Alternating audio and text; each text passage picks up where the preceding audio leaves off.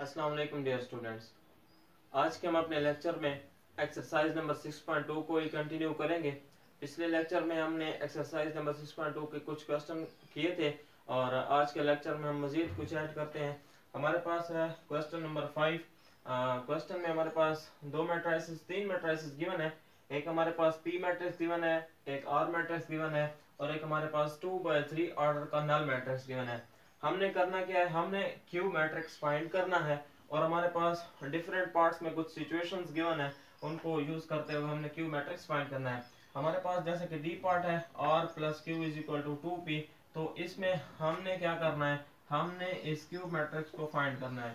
तो अगर कोई भी इस तरह की इक्वेशन गिवन हो कि जिसमें हमें मैट्रिक्स फाइंड करना हो, तो उसके लिए आप सबसे पहले ये काम करें कि हमारे पास जो मैट्रिक्स फाइंड करना है उसको लेफ्ट पे ही रहने दें और बाकी जो भी इंफॉर्मेशन है उसको आप राइट साइड पे ले जाएं, तो इससे हमारे पास इजी से हम वो मैट्रिक्स फाइंड कर लेंगे।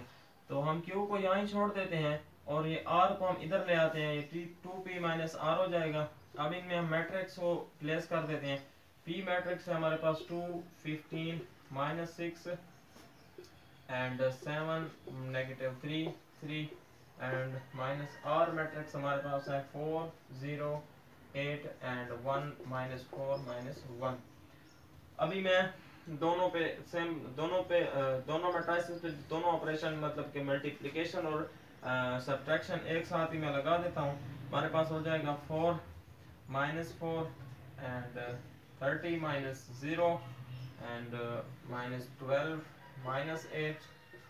मतलब कि इस 2 को मैं मल्टीप्लाई भी कर रहा हूँ और सब्ट्रैक्ट भी कर रहा हूँ। तो सेम भी कर सकते हैं, अगर आप स्टेप वाइज करें तो भी ठीक है। 14 -1 एंड -6 +4 एंड 6 +1। तो ये मैट्रिक्स हमारे पास हो जाएगा 0, 30 एंड -20, 13 एंड -2 एंड 7। तो ये हमारे पास रिक्वायर्ड क्यू मैट्रिक्स है जो कि हमने फाइंड करना था। नेक्स्ट हमारे पास है क्वेश्चन नंबर 5 का ई पार्ट। तो उसको देखते हैं कि उसमें हम क्यू कैसे फाइंड करेंगे।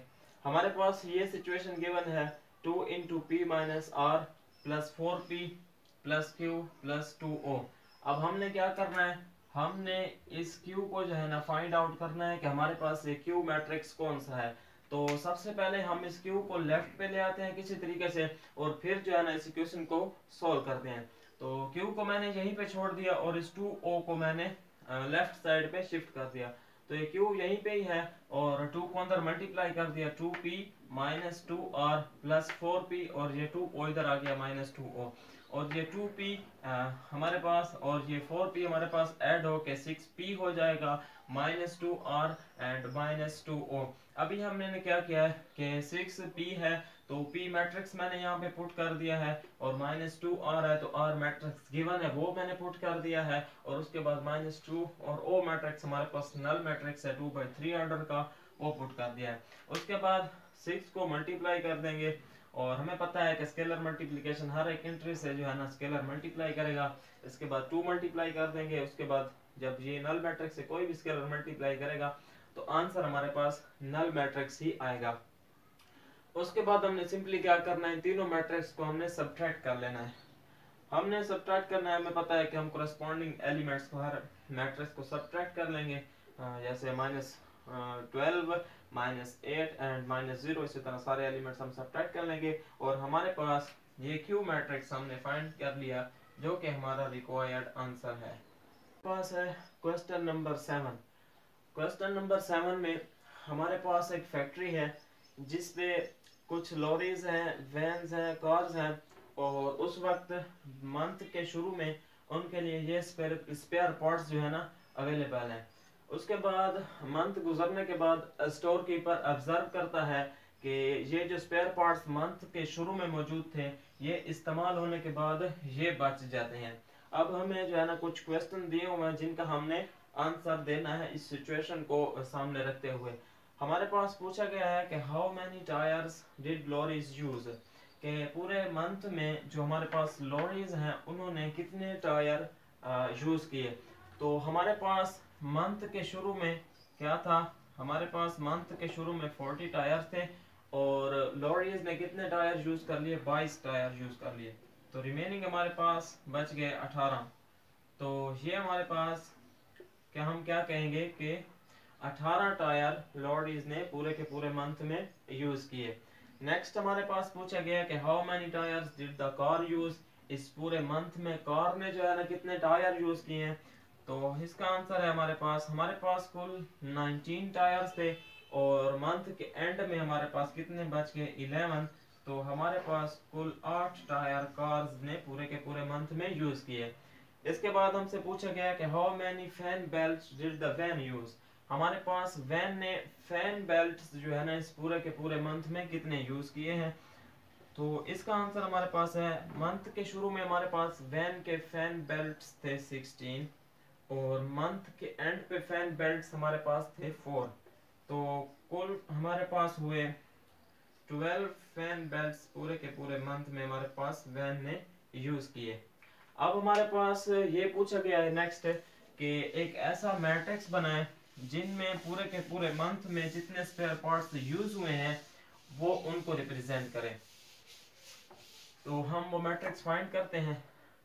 तो कैसे फाइंड करेंगे वो मैट्रिक्स के जो के पूरे मंथ के स्पेयर पार्ट्स को जो है ना डिनोट करे जो यूज हुए हैं। तो हमारे पास बिगिनिंग ऑफ मंथ ये थे, एंड ऑफ द मंथ हमारे पास ये बच गए। जब मतलब कि टोटल स्पेयर पार्ट्स से हम ये माइनस कर लेंगे जो एंड पे बचे हुए हैं, तो हम ऐसा मैट्रिक्स हमें फाइंड हो जाएगा जो कि यूज्ड स्पेयर पार्ट्स जो कि पूरे मंथ में हुए हैं उनको रिप्रेजेंट करेगा। तो हमारे पास उसको हम लेट कर लेते हैं, let F be that matrix. वो कैसे फाइंड होगा, 40 minus 22 and 35 minus 27, 15 minus 9 and 25 minus 18, 40 minus 29 and 16 minus 4 and 19 minus 11, 23 minus 15, 7 minus 3 which is equal to, ये हमारे पास बराबर हो जाएगा 18, 8 and 6 और 7, 11, 2 and 8, 8, 4। तो ये हमारे पास मैट्रिक्स है। This matrix represent the spare parts used in whole month. Question number 11 में क्या है कि Kian Louie is in Malaysia visiting her relatives. At a supermarket there she noticed a packet of rice cost 8.90 ringgit and a packet of soap powder cost 6.50 ringgit. हमारे पास can Louis है जो कि Malaysia गई हुई है, तो वहाँ पे उसने सुपरमार्केट में प्राइस नोट की है। वहाँ पे राइस का पैकेट जो है वो 8.90 रिंगेट का है। रिंगेट ये मलेशिया की करेंसी है, जैसे कि सऊदीया की करेंसी हमारे पास रियाल में है, अमेरिका की करेंसी डॉलर में है, तो इसी तरह हर एक कंट्री की अपनी करेंसी होती है। तो उसने जो है ना ऑब्जर्व किया सुपरमार्केट में कि राइस पैकेट की जो प्राइस है वो 8.90 रिंगेट है और सोप पाउडर की जो प्राइस है वो 6.50 रिंगेट है। और हमारे पास उसके बाद जो है ना हमारे हमसे ये पूछा गया है कि इसको एज अ मैट्रिक्स एम हमने रिप्रेजेंट करना है। उसके बाद गिवन है कि she recalled that the prices of this same item in Singapore are this and this. वो रिकॉल करती है कि सिंगापुर में जो है ना राइस के पैकेट की कीमत जो है ना 5.20 डॉलर थी Singapore dollar and soap powder जो है ना वो 3.20 डॉलर का था। तो हमें इस क्वेश्चन में ये पूछा गया है कि रिप्रेजेंट एज एस। तो हम इनको रिप्रेजेंट कर देते हैं फर्स्ट, फिर हम नेक्स्ट पार्ट की तरफ चलेंगे। ये तो बहुत ही सिंपल है कि हम लिख देते हैं 8.90, इधर हम लिख देते हैं कि राइस पैकेट, ये राइस पैकेट की प्राइस है और इधर हम लिख देते हैं रिंगेट में इनकी जो है ना प्राइस है एंड ये हमारे पास सोप पाउडर हो गया और इसकी है 6.50 रिंगेट। ये हमारे पास मैट्रिक्स एम हो गया एंड इसको हम रिप्रेजेंट कर लेते हैं कि ये हमारे पास राइस का पैकेट है कितने का 5.20 और ये प्राइस हमारे पास सिंगापुर डॉलर में आ रही है एंड उसके बाद हमारे पास है सोप पाउडर। सोप पाउडर हमारे पास है $3.20 का, और इसको मैट्रिक्स हमने एस से रिप्रेजेंट करना है। तो ये हमने कर लिया। नेक्स्ट हमारे पास गिवन है, क्या पूछा गया है कि the exchange rate is currently 1 Malaysian ringgit to 0.55 Singapore dollar. हमारे पास एक्सचेंज रेट गिवन है। एक्सचेंज रेट क्या होता है? एक्सचेंज रेट हमारे पास कुछ इस तरह से गिवन है कि 1 मलेशियन रिंगिट जो है, मतलब कि 1 मलेशियन रिंगिट बराबर होती है 0.55 सिंगापुर डॉलर के। अभी इसका क्या मतलब है? फॉर एग्जांपल हम कहते हैं कि $1 पाकिस्तानी रुपीस के कितने होते हैं? 1.56 पॉइंट हम समथिंग ले लेते हैं। तो हमारे पास अगर $1 होगा तो पाकिस्तानी हमारे पास इतने रुपीस बनते हैं। अगर हमें कहा जाए कि आप $3 कितने होंगे, तो $3 को हम इससे 3 से इधर भी मल्टीप्लाई हम कर रहे हैं 3 से, और इधर भी हम 3 से मल्टीप्लाई कर रहे हैं। अगर हमें पूछा जाए कि $5 कितने होंगे, तो हम इसको 1 को 5 से मल्टीप्लाई कर रहे हैं, तो इधर भी हम पाकिस्तानी करेंसी को 5 से मल्टीप्लाई कर देंगे, तो हमारे पास करेंसी जो है ना चेंज हो जाएगी। एक्सचेंज रेट का मतलब है कि आप इसको यूज करते हुए किसी भी कंट्री को रिस्पेक्टिवली दूसरी करेंसी के दूसरे कंट्री के करेंसी के रिस्पेक्ट से आप उसको चेंज कर सकते हैं। तो एक्सचेंज रेट के उसके बाद हमसे पूछा गया है कि आपने जो है ना 0.55m माइनस एस ये मैट्रिक्स फाइंड करना है, और इस मैट्रिक्स को फाइंड करके आपने बताना है कि इसमें आप क्या ऑब्जर्व करते हैं। तो चलिए इस मैट्रिक्स को हम फाइंड कर लेते हैं। 0.55 0.55m माइनस एस, तो ये हमारे पास क्या बन जाएगा? हम मल्टीप्लाई कर देंगे इसको जो है ना मल्टीप्लाई करने से 0.55m मल्टीप्लाई करने से हमारे पास हो जाएगा ये कुछ इस तरह से 4.895 एंड ये हो जाएगा 3.575 एंड माइनस एस हमारे पास क्या है? एस हमारे पास 5.20 3.20 एंड इसको जब हम सब्ट्रैक्ट कर लेंगे तो आंसर हमारे पास आ जाएगा -0.305 एंड ये हमारे पास हो जाएगा 0.375। अभी हमसे क्वेश्चन ये पूछा गया है कि ये फाइंड करें, ये हमने फाइंड कर लिया। अब इसमें पूछा यह गया है कि ये जो आपके पास मैट्रिक्स आया है ये वाला, इसके बारे में बताएं कि ये किस चीज को रिप्रेजेंट करता है। हमने देखा कि एक्सचेंज रेट को उस करेंसी से जब हमने मल्टीप्लाई किया तो ये हमारे पास सिंगापुर डॉलर में करेंसी होगी। पहले हमारे पास ये थी मलेशियन रिंगिट में, जब उसे एक्सचेंज रेट से हमने मल्टीप्लाई कर दिया तो ये हमारे पास सिंगापुर डॉलर में आ गई, और ये करेंसी तो हमारे पास पहले से ही सिंगापुर डॉलर में थी। तो मतलब कि हमारे पास मलेशिया में जो प्राइसेस थी वो ये प्राइसेस थी, ठीक है, और हमारे पास सिंगापुर में ये प्राइसेस थी। अब हम देखते हैं कि हमें इस सब्ट्रैक्शन से क्या पता चल रहा है। हमें ये पता चल रहा है कि ये जो है ना दोनों की प्राइसेस, सिंगापुर में जो प्राइसेस थी राइस और सोप की, और मलेशिया में जो प्राइसेस थी राइस और सोप की, तो ये वैल्यू उन दोनों का हमारे पास डिफरेंस बता रही है। कि मतलब कि हमारे पास सिंगापुर में ये यहाँ से भी हम ऑब्जर्व कर सकते हैं कि ये इतने जो है ना कीमत महंगा था सिंगापुर में मलेशिया के निस्बत, और ये इतने पॉइंट हमसे सस्ता था इसकी निस्बत, क्योंकि ये वैल्यू कम है तो ये सस्ता है सिंगापुर में बनिस्बत इसके, और ये जो है ना महंगा है बनिस्बत इसके। तो ये हम तभी पता लगा सकते हैं जब हमारे पास एक्सचेंज रेट मौजूद हो, हमारे पास सेम करेंसी मौजूद हो। तो ये मैट्रिक्स हमारे पास रिप्रेजेंट करता है कि जो है ना ईच कंट्री का जो आइटम की प्राइस है उनमें कितना डिफरेंस है। ये मैट्रिक्स हमारे पास उनकी डिफरेंट प्राइसेस को जो है ना शो करता है। क्वेश्चन नंबर 13 में हमारे पास बुक शॉप है और उसकी जो है ना दो ब्रांचेस हैं, एक ऑर्चर्ड रोड ब्रांच है और दूसरी रेफल प्लेस है। उस पे हमारे पास गिवन है कि 1 जून पे हमारे पास ये स्टॉक अवेलेबल है और 30 जून पे हमारे पास ये स्टॉक अवेलेबल है। अब हमारे पास गिवन है कि इसको जो है ना बी मैट्रिक्स से रिप्रेजेंट किया गया है 265 57 एंड 155 483। नेक्स्ट हमारे पास गिवन है। नेक्स्ट हमारे पास पूछा गया है कि ये जो 30 जून पे हमारे पास स्टॉक है इसको हमने ई मैट्रिक्स के जरिए रिप्रेजेंट करना है। तो ई मैट्रिक्स के जरिए हम 30 जून वाले को रिप्रेजेंट कर देते हैं 283, 388 एंड 142 एंड 295। ये हमारे पास हो गया, ये ए पार्ट हो गया। अब हमारे पास ये पूछा गया है कि write matrix A which represent the stock added during the month. अब हमारे पास कुछ अमाउंट कुछ स्टॉक गिवन है जो कि मंथ के दौरान इस शॉप में ऐड होता है। वो क्या है, वो हमारे पास गिवन है और पूछा गया है कि उसको ए मैट्रिक्स में रिप्रेजेंट करें। हमारे पास है 180 हार्ड बैग जो है ना मंथ के दौरान आर्चर रोड ब्रांच पे हमारे पास ऐड हुए हैं, और 250 पेपर बैग जो है ना आर्चर रोड वाली ब्रांच पे हमारे पास ड्यूरिंग द मंथ ऐड हुए हैं। नेक्स्ट हमारे पास 200 हार्ड बैग्स जो है ना रेफल्स प्लेस पे ऐड हुए हैं, एंड 320 पेपर बैग जो है ना वो हमारे पास रेफल प्लेस पे 30 जून पे ऐड हुए हैं।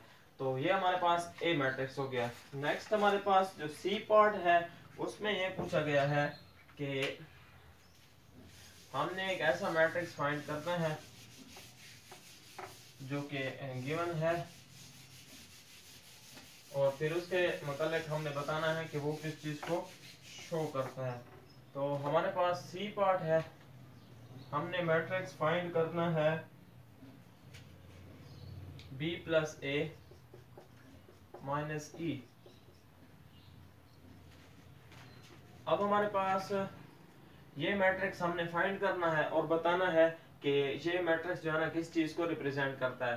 तो ये हमारे पास हो जाएगा, बी मैट्रिक्स हमारे पास था 260 एंड 547 एंड 155, और ये हमारे पास है 483, प्लस में हमारे पास ए मैट्रिक्स हमारे पास है 180, 250 एंड प्लस हमारे पास 200 एंड 320, एंड प्लस हमारे पास ये जो ई मैट्रिक्स था वो हमारे पास है 283, 388 एंड 142, 295। अभी इन दोनों को ऐड करके, सॉरी ये हमारे पास इसको हम सब्ट्रैक्ट करेंगे, तो ये हमारे पास मैट्रिक्स बनेगा 260 प्लस 180 माइनस 283, एंड ये बनेगा हमारे पास 547 and plus 250 and minus 388 and 155, plus में हमारे पास 200 एंड माइनस में हमारे पास 142 एंड 483, प्लस में हमारे पास है 320 एंड माइनस हमारे पास 295। इसको जब हम सॉल्व करेंगे तो ये मैट्रिक्स हमारे पास बन जाएगा 157, 409 एंड 213, 508। तो ये मैट्रिक्स हमने B प्लस ए माइनस ई मैट्रिक्स हमने फाइंड कर लिया। अब हमने ये बताना है, ये मैट्रिक्स सी पार्ट में रिक्वायर्ड था कि ये मैट्रिक्स आपने फाइंड करना है। ये मैट्रिक्स हमने फाइंड कर लिया। नेक्स्ट हमारे पास ये पूछा गया कि ये बताएं कि ये जो आपने मैट्रिक्स फाइंड किया है ये किस चीज को रिप्रेजेंट करता है। तो हमें मालूम था बी मैट्रिक्स 1 जून पे हमारे पास स्टॉक अवेलेबल था, और ये जो ए मैट्रिक्स हमने फाइंड किया था ये हमारे पास ड्यूरिंग द मंथ हमारे पास स्टॉक ऐड हुआ था। तो ये हमारे पास जो हुआ क्या हुआ, कुल मिला के हमारे पास टोटल मंथ के दौरान जो अवेलेबल स्टॉक था वो हमारा हो गया। और ये जो ई मैट्रिक्स था हमारे पास, ये हमें पता है कि ये 30 जून पे मंथ के एंड में हमारे पास ये बच गया था। तो जब कुल अमाउंट को टोटल अमाउंट में से जो बच गया उसको सब्ट्रैक्ट करेंगे तो हमारे पास क्या मिलेगा, तो हमारे पास ये जो स्टॉक होगा ये हमारे पास ये मैट्रिक्स रिप्रेजेंट करता है सोल्ड स्टॉक को जो कि ड्यूरिंग द मंथ हमारे पास हुआ है। तो this matrix represent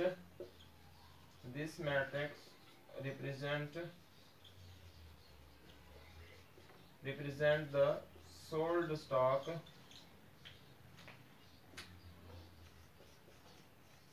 during the month.